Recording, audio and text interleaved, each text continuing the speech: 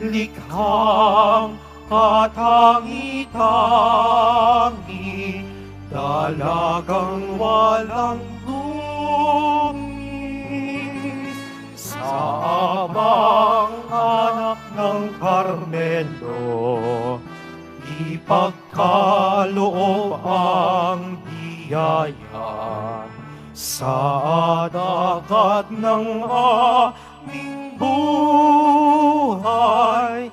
Ikaw ang gabay tala.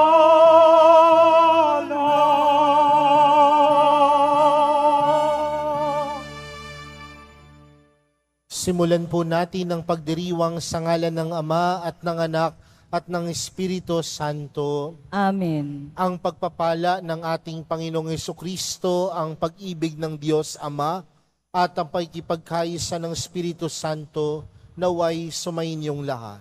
At sumaiyo rin. Mga kapatid, tayo pong lahat ay nagkakatipon bilang isang mag-anak ng Diyos sa pagdiriwang ng banal na Eukaristiya.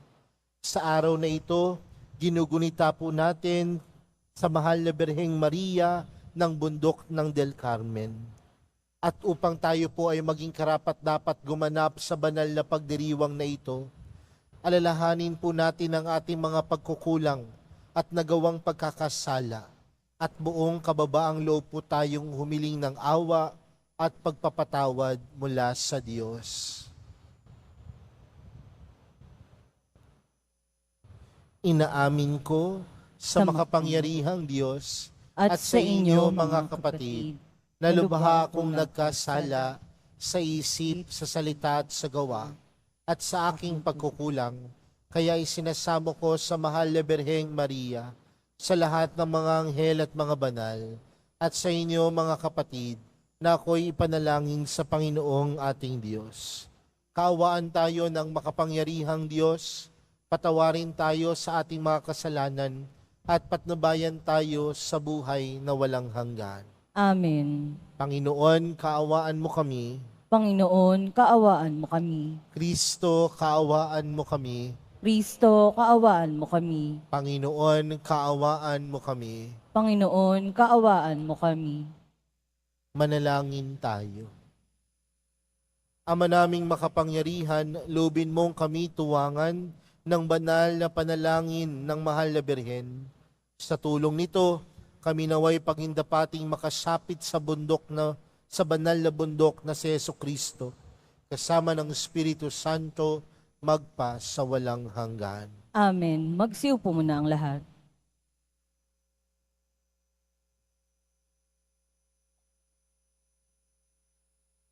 Pagbasa mula sa aklat ni Propeta Isaías.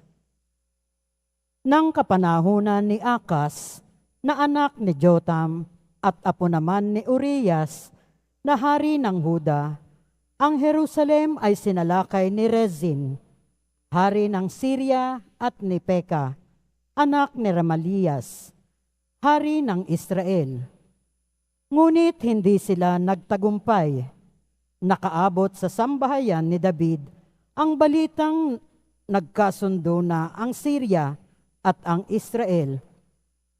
Kaya't ang hari, gayon din ang buong bayan, ay nanginig sa takot.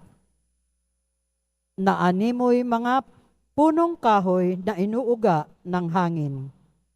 Sinabi ng Panginoon kay Isaías, "Isama mo ang iyong anak na si Ser-Hazub, at salubungin ninyo si Akas.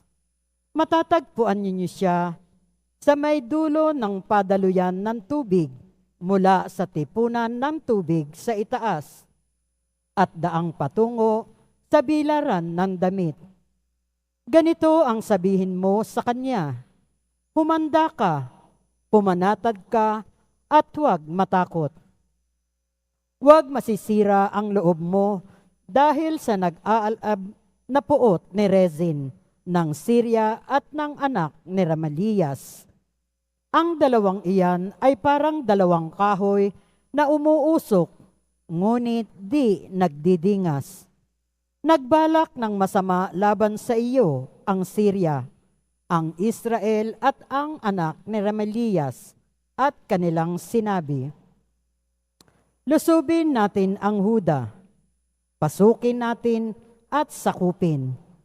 Papaghariin natin doon ang anak ni Tabeel. Akong Panginoon ang nagsasabing, hindi na ito mauulit, pagkat ang Sirya'y mahina pa sa Damasco, na punong lungsod niya, at ang Damasco'y mas mahina kay Haring Resin. Ang Israel naman mawawasak sa loob ng 65 araw. Malakas pa sa Israel ang Samaria na kanyang punong lungsod. At ang Samaria ay hindi lalakas kaysa Haring Peka.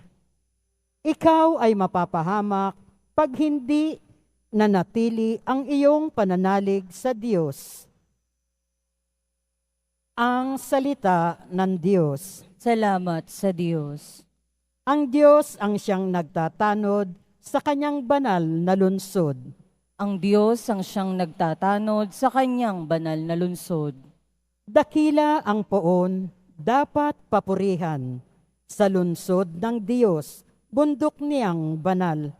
Ang bundok ng Siyon, tahanan ng Diyos, ay dakong mataas na nakalulugod. Ang Diyos ang siyang nagtatanod sa kanyang banal na lungsod. Bundok sa hilaga, nagalak ang dulot. Sa lahat ng bansa, nitong sansinukob.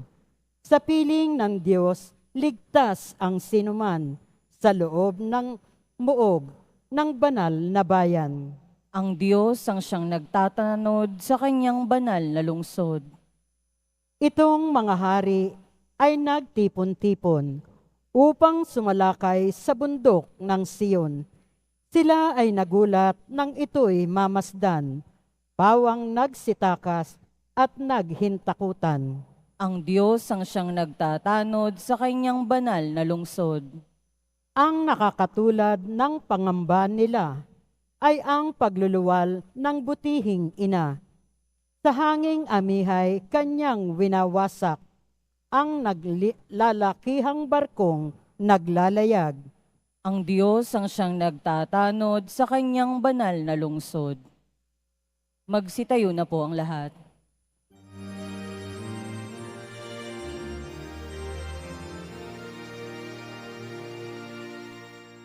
Hallelujah, Hallelujah, Hallelujah, Hallelujah. Dinggin ninyong lahat ngayon ang tinig ng Panginoon sa loob na mahinahon. Hallelujah, Hallelujah,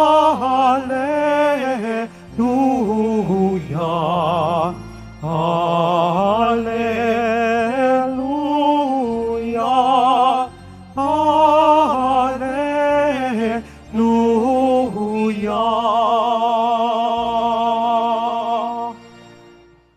Sumainyo ang Panginoon. At sumaiyo rin. Ang mabuting balita ng Panginoon ayon kay San Mateo. Papuri sa iyo, Panginoon. Noong panahong iyon, sinumbatan ni Jesus ang mga bayang ginawan niya ng maraming kababalaghan, sapagkat hindi sila nagsisit tumalikod sa kanilang mga kasalanan.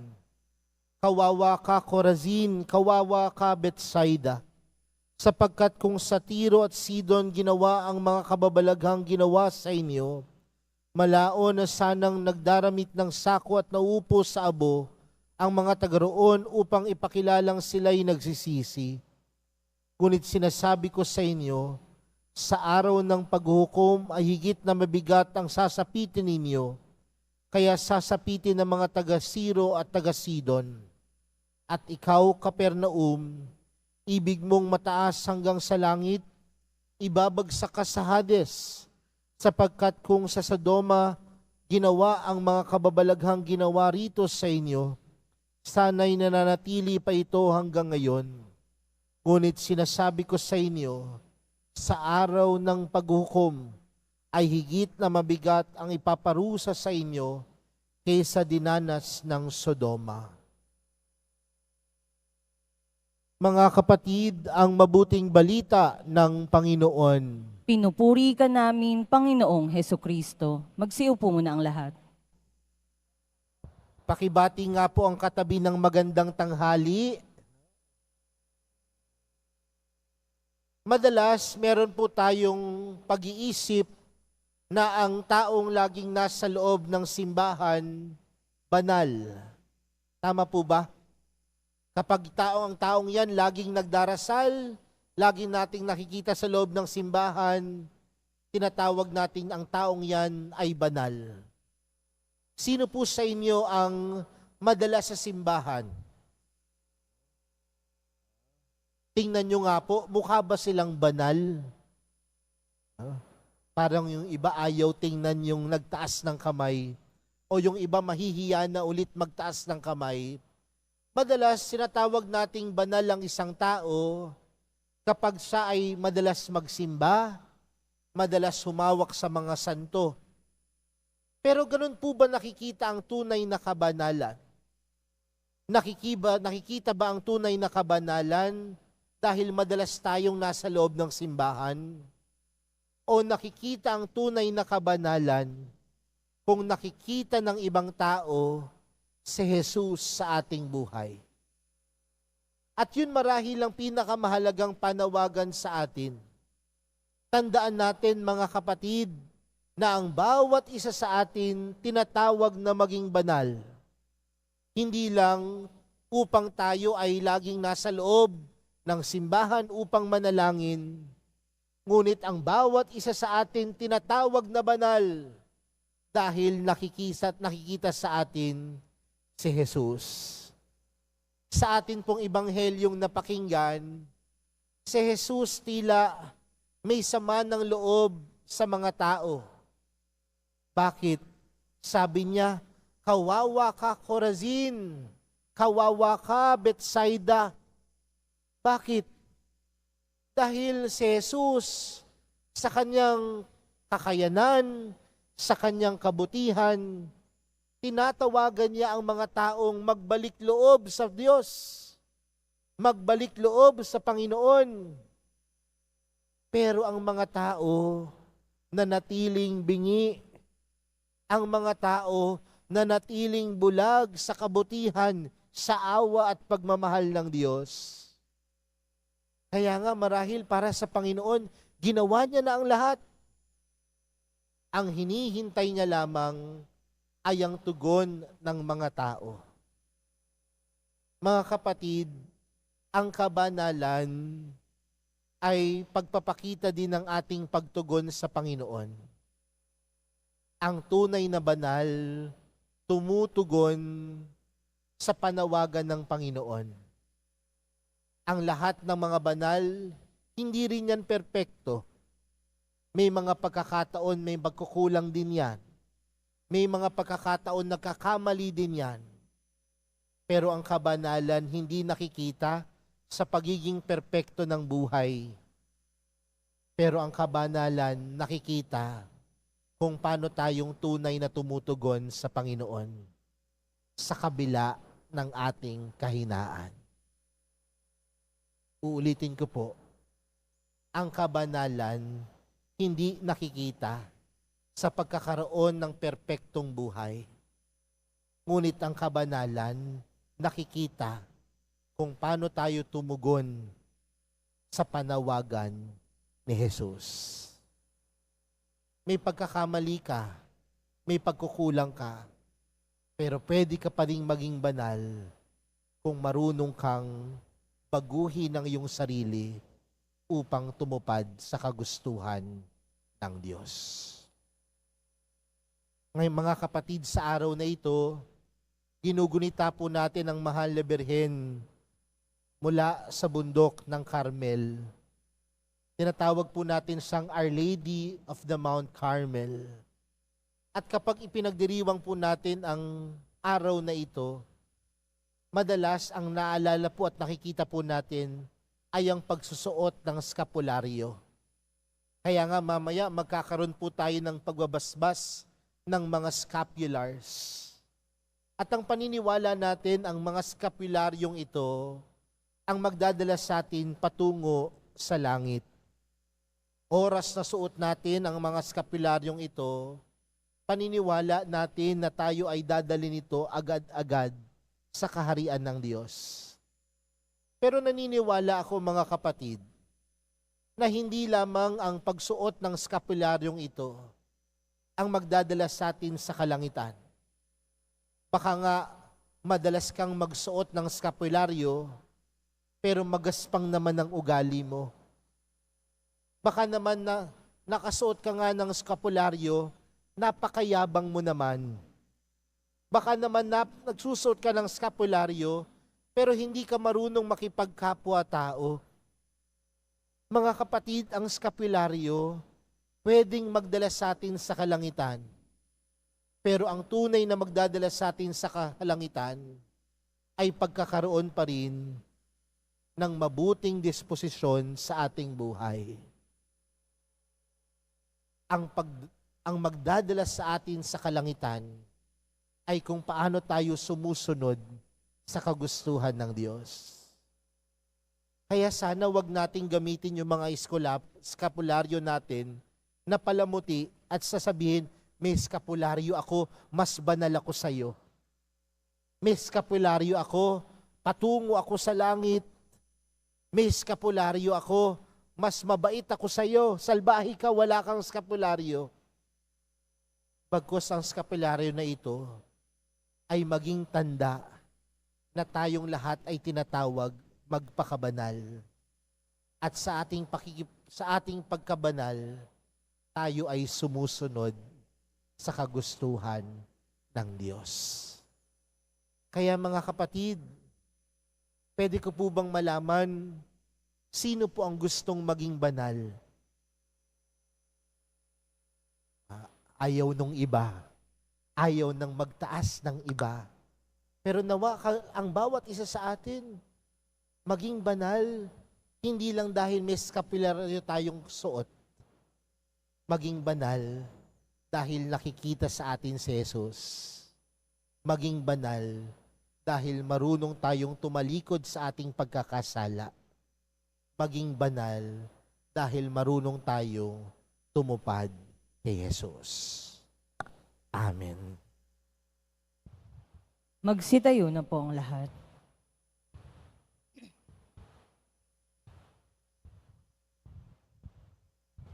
Minamahal kong mga kapatid, manalangin tayo sa Diyos Ama habang pinararangalan natin si Maria ang Birhen ng Carmel. Ang ating pong panalangin sa pamamagitan ng mga panalangin ni Maria, basbasan mo kami, O Panginoon. Sa pamamagitan ng mga panalangin ni Maria, basbasan mo kami, O Panginoon.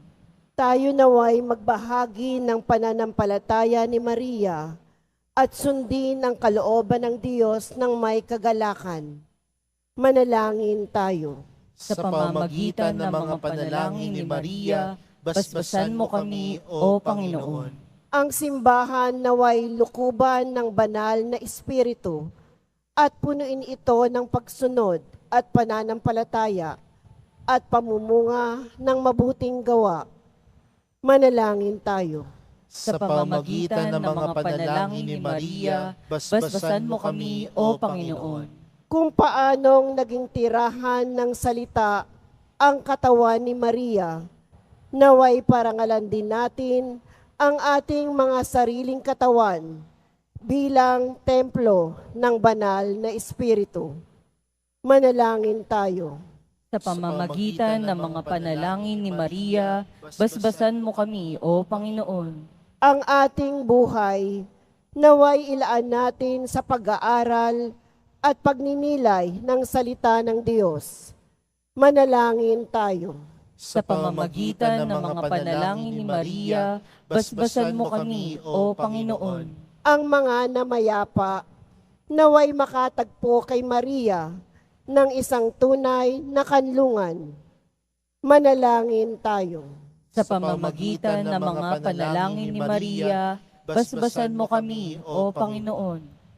Ama naming nasa langit, ipadala mo sa amin ngayon ang banal na Espiritu upang marinig namin ng may pananampalataya ang iyong salita at tuparin ito sa aming buhay. Pagkalooban mo kami ng mga pusong nalulugod at sumusunod sa iyong banal na kalooban. Hinihiling namin ito sa pamamagitan ni Kristo na aming Panginoon. Amen.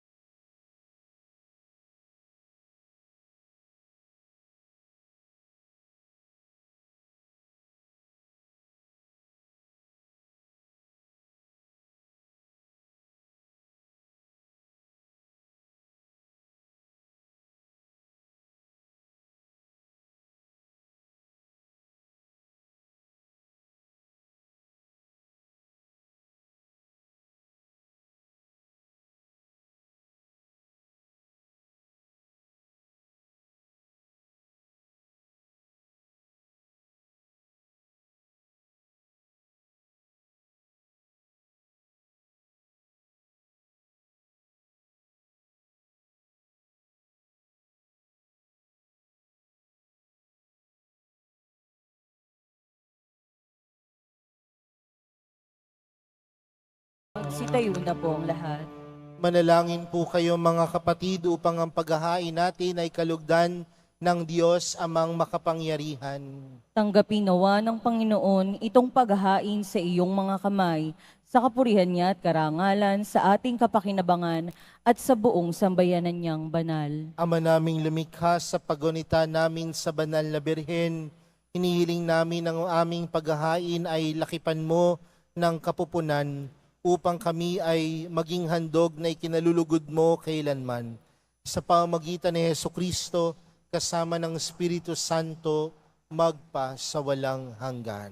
Amen. Sumainyo ang Panginoon. At sumaiyo rin. Itaas sa Diyos ang inyong puso at diwa. Itinaas na namin sa Panginoon. Pasalamatan natin ang Panginoong ating Diyos. Marapat na siya ay pasalamatan. Ama naming makapangyarihan, tunay ngang marapat na ikaw ay aming pasalamatan.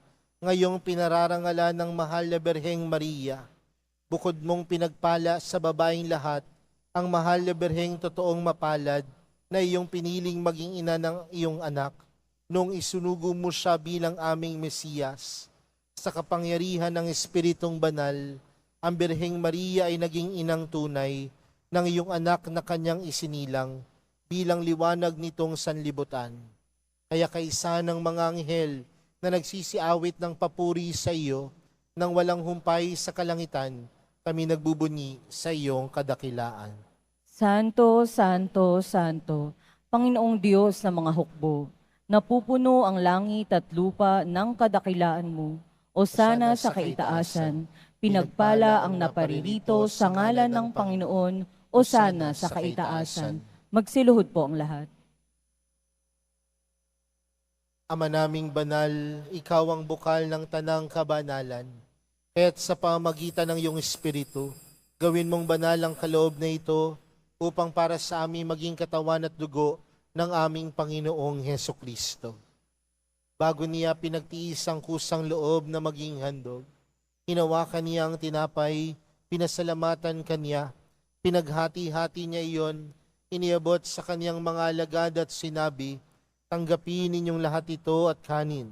Ito ang aking katawan na ihahandog para sa inyo.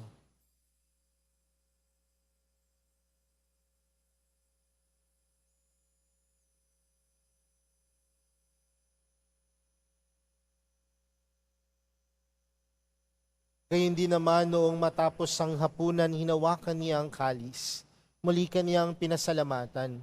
Iniabot niya ang kalis sa kaniyang mga alagad at sinabi, "Tanggapin ninyong lahat ito at inumin. Ito ang kalis ng aking dugo, ng bago at walang hanggang tipan. Ang aking dugo na ibubuhos para sa inyo at para sa lahat, sa ikapagpapatawad ng mga kasalanan. Gawin niyo ito sa pag-alala sa akin."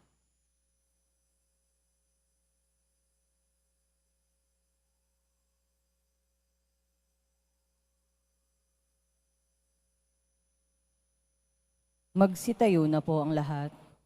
Ipagbunyi natin ang misteryo ng pananampalataya. Si Kristo'y namatay, si Kristo'y nabuhay, si Kristo'y babalik sa wakas ng panahon. Ama, ginagawa namin ngayon ang pag-alala sa pagkamatay at muling pagkabuhay ng iyong anak. Kaya't inaalay namin sa iyong tinapay na nagbibigay buhay at ang kalis na nagkakaloob ng kaligtasan.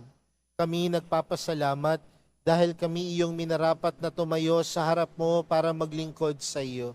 Isinasama namin kaming magsasalo-salo sa katawan at dugo ni Kristo ay mabuklod sa pagkakaisa sa pamamagitan ng Espiritu Santo. Ama, lingapin mo ang iyong simbahang laganap sa buong daigdig. Puspusin mo kami sa pag-ibig kay San Francisco na aming Papa at ni Jose na aming Obispo at ng Tanang Kaparian. Alalahanin mo rin ang mga kapatid naming nahimlay nang may pag-asang sila'y muling mabubuhay, gayon din ang lahat ng mga pumanaw. Kaawaan mo sila at patuloyin sa iyong kaliwanagan. Kaawaan mo at pagindapating kaming lahat na makasalo sa iyong buhay na walang wakas.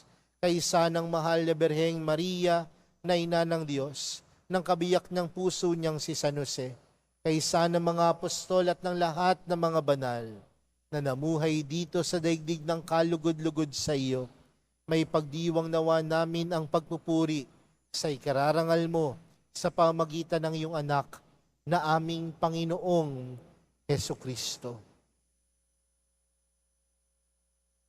Sa pamagitan ni Kristo, kasama niya at sa Kanya, ang lahat ng parangal at papuri ay sa iyo, Diyos amang makapangyarihan, kasama ng Espiritu Santo, magpa sa walang hanggan.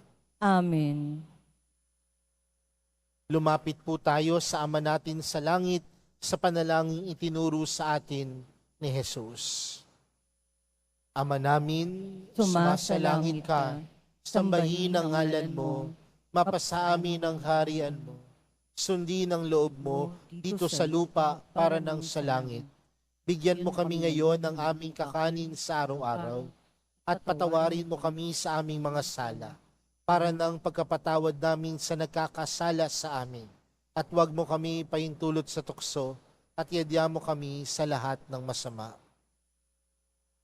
Hinihiling po namin kami adya sa lahat ng masama, pagkalooban ng kapayapaan na araw-araw, iligtas sa kasalanan at ilayo sa lahat ng kapahamakan, samantalang aming pinananabikan ang dakilang araw ng pagkapahayag ng tagapagligtas naming si Hesukristo. Sapagkat iyo ang kaharian at ang kapangyarihan at ang kapurihan magpakailanman. Amen.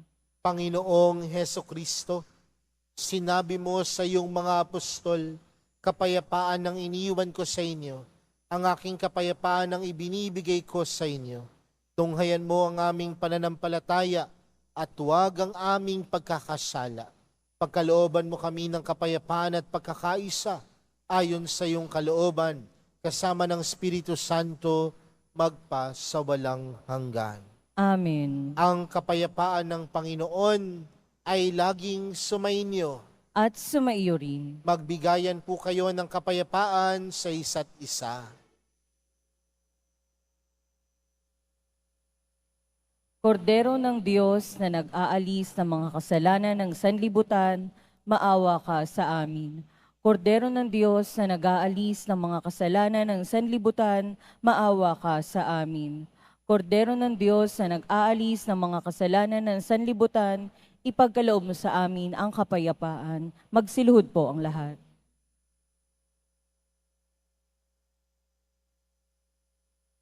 Narito po si Jesus, ang Kordero ng Diyos. Siya ang nag-aalis ng kasalanan ng sanlibutan. Mapalad ang mga inaanyayahan sa kanyang piging. Panginoon, hindi ako karapat-dapat na magpatuloy sa iyo, ngunit sa isang salita mo lamang ay gagaling na ako.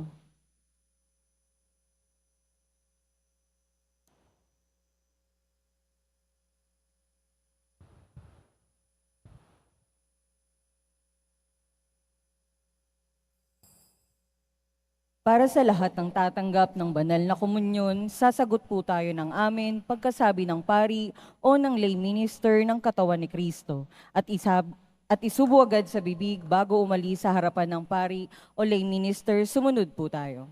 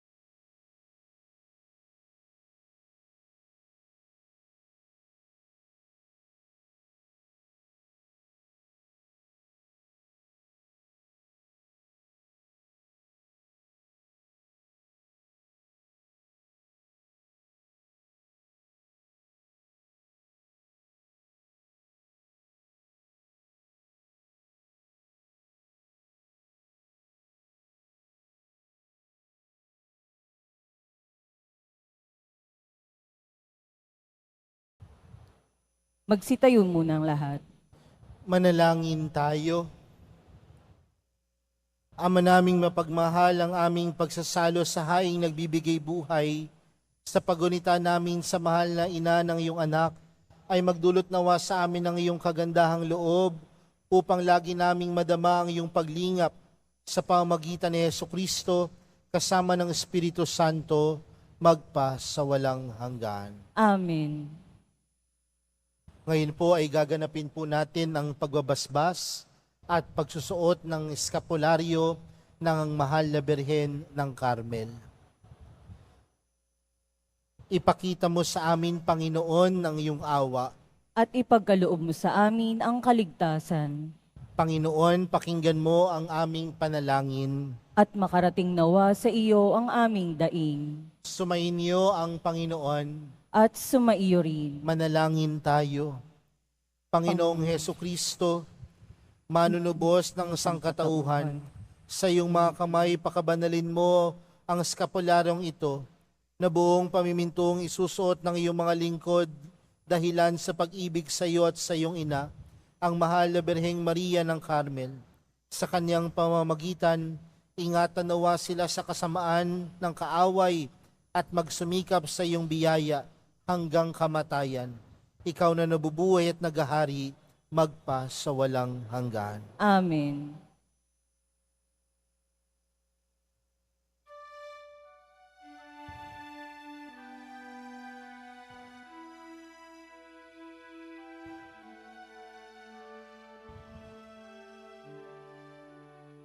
Tanggapin ninyo ang banal na eskapularyong ito at hingin sa banalang Birhen sa kanyang pakinabang na manuot ito ng walang bahid dungis ng kasalanan at ingatan kayo sa anumang kapahamakan at dalhin kayo sa buhay na walang hanggan. Amen. Sa tungkuling bilang pari na ipinagkaloob sa atin, tinatanggap kayo sa lahat ng gawaing spiritual na may awa at tulong ni Jesucristo sa pamamagitan ng mga reliyoso ng bundok ng Carmel, sa ngalan ng Ama at ng Anak at ng Espiritu Santo. Amen. Sumainyo ang Panginoon. At sumaiyo rin. Mahal na pong Jesus Nazareno, inihayag mo sa pamamagitan ng krus ang walang maliw na pag-ibig ng Diyos sa sangkatauhan. Pakinggan mo ang kahilingan ng iyong angkan na nagsusumamo sa iyo. Makamtanawa nila ang iyong katugunan at tanggapin ang kasagutan na may utang na loob na tinatanaw. Basbasan din po ninyo ang mga dala-dala nilang mga imahen at dasalan sa pamamagitan ng bendisyon na ito, Naway maalala nilang pangako nila noon sa binyag, na ikaw ay kanilang iibigin at paglilingkuran bilang Panginoon, magpa sa walang hanggan. Amen. At pagpalain po kayong lahat ng makapangyarihang Diyos, Ama, Anak, at ng Espiritu Santo. Amen. Humayo kayong taglayang kapayapaan ng Poong Jesus Nazareno. Salamat sa Diyos.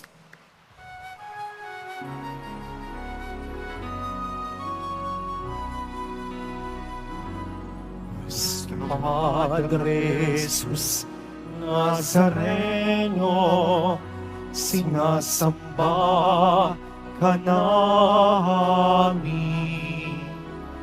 Hinihinto ka namin.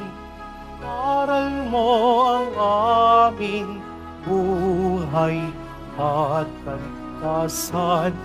Sa Padre Jesus Nazareno, iligtas mo kami sa kasalanan.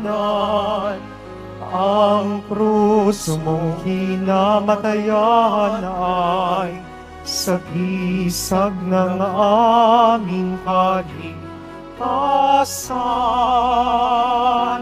Nuestro Padre Jesus Nazareno, dinarangal ka namin. Nuestro Padre Jesus Nazareno, inulwalhati ka namin. Nuestro Padre Jesus Nazareno, dinarangal ka namin.